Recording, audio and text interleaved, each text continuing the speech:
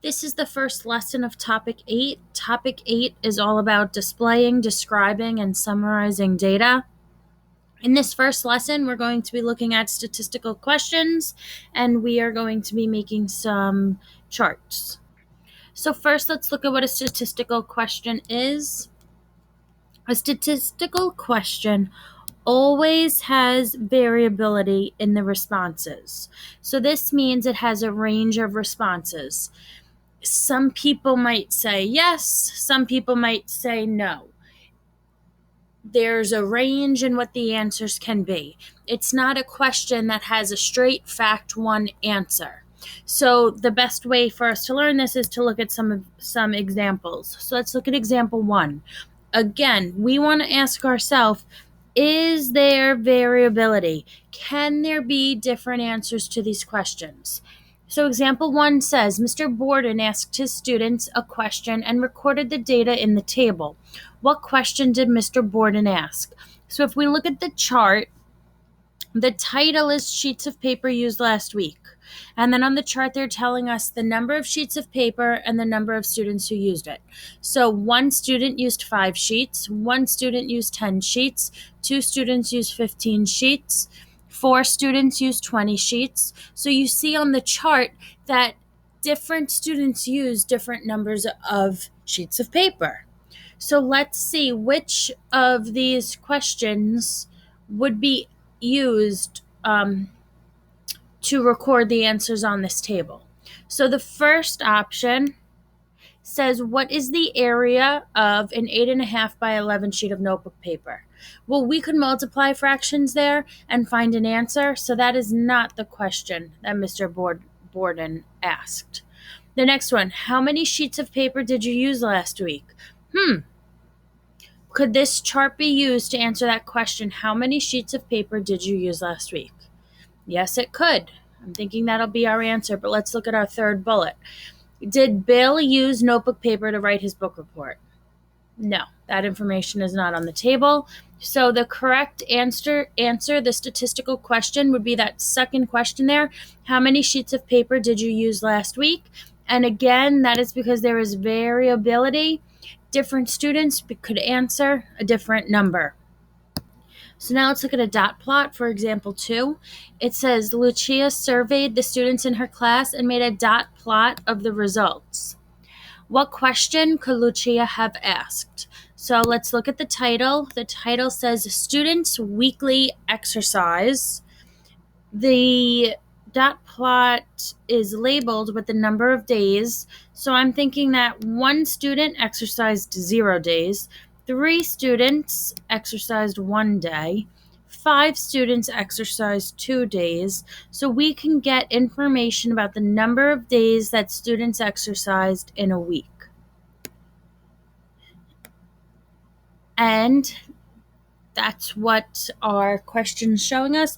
The dot plot shows the number of days different students exercised each week.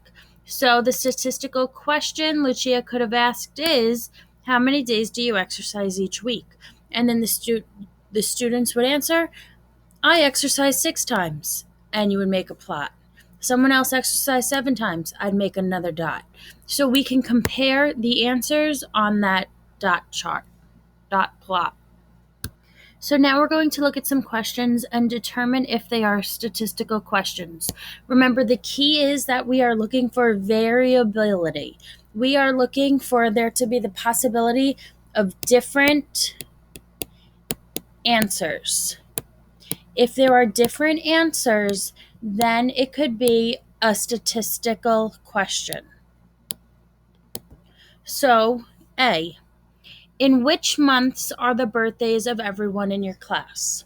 So could different students have different answers there?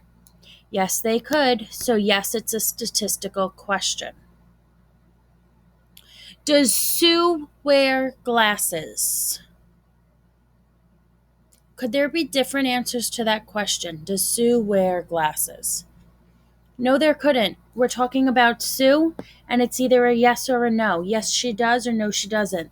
That's not statistical. We could have changed that, and we could have said, how many students in the class wear glasses, which students in the class wear glasses, because then we could collect information of yes, the students wear glasses or no, they don't. But if we're just talking about Sue, then no, it is not a statistical question. C. Who is the current president of the United States? Is that a statistical question? Could there be different answers, or is there only one president of the United States? There's only one president, so no, it is not a statistical question. D. How tall are students in grade 6? Would that be a statistical question? Could there be different answers? Yes. It's a statistical question. We're talking about more than one student, so different students could have different answers. E. What is the least populated state? Is that a statistical question? No. There's only going to be one state as an answer. We can look up the information and figure out the least populated state. And last one, how many fish are in the pond? Well, would there be different answers there? Could there be a debate about how many fish are in the pond? No. Hopefully, we could look at the pond, count the fish, and it would not be a statistical question. Okay, let's look at number 10. Please make sure you have your notebook out and open because you're going to have to help me make a graph. So number 10 says, Kim asked her classmates, how many siblings do you have? She collected the following responses. So we have to make a dot plot to display the data. So I'm going to start by turning my pen on and making a straight line. So in your notebook, make a straight line there. And we are going to have to make our numbers. So let's look at the range. What's the smallest number of the responses shown here? The smallest number is going to be 0. Then we're going to have 1, 2, 3, 4, all the way up to 5. There are up to 5 siblings. And then we're going to label this. We're going to say number of siblings. So you should be doing this in your notebook. We're making a dot plot and we're labeling underneath the number of siblings. So now we are going to record the data. So my first number that I see there is a 0. Let's cross it off, make a dot for my 0.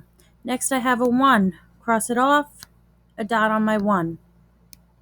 2, a dot on my 2. Back to a 1. So I'm going to make another dot. So now I have 2 students who have 1 sibling. 1 student has 0 siblings and another student has 0 siblings. Let's continue. The next number is 2, so I'm going to make another student's dot plot at 2. Now, it's important for you to notice that we're trying to keep them even. That way we'll be able to compare the data when we're done. Another 0.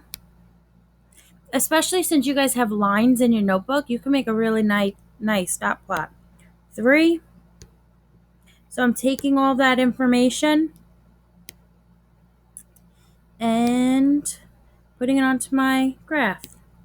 0, 2 5s, 1. So notice how I'm crossing where you should be, well, you don't have your workbook, but we're crossing off the numbers. That way we know that we used it. We're not going to use a number more than once. Oh, I just put a number in the wrong spot because I was talking to you guys. So I just accidentally put a 1 on the 0. So my next 0 is going to be going on 1, 2, 4, 1, 3, and 0. So the nice thing about a dot plot is that it's easy to compare. I can see that which number of siblings has the greatest amount? 1. So most classmates have 1 sibling. Less classmates have 4 or 5 siblings. So the nice thing about a dot plot is that we can compare the data on the chart to see what the most popular answer was. Next, we're going to look at number 11. It says, Sergey asked his classmates, will you take Spanish or French next year? He collected these responses. 15 classmates chose Spanish and 13 chose French. Make a frequency table to display the data. So, we're going to have answers of Spanish and answers of French. So a frequency table is also tallies. So really all we're doing here is tallying. Tallying 15 classmates who chose Spanish. So as a reminder, when you do tallies, you make 4 lines. 1, 2, 3, 4. The 5th one crosses. That's the nice thing about tallies. You count by 5s. So if I'm going all the way up to 15, right now I have 5, 6, 7, 8, 9, 10 crosses. All the way up to 15. 11, 12, 13, 14, 15 crosses. So 15 students chose Spanish, and now 13 students chose French. So I'm going to make 13 tallies. Start with 5. 1, 2, 3, 4, 5, 6, 7, 8, 9, 10, 11, 12, stop at 13. So tally marks are just those straight lines. It's very helpful with collecting our data because we can count by 5s, and then you would just count on the remaining single tally marks.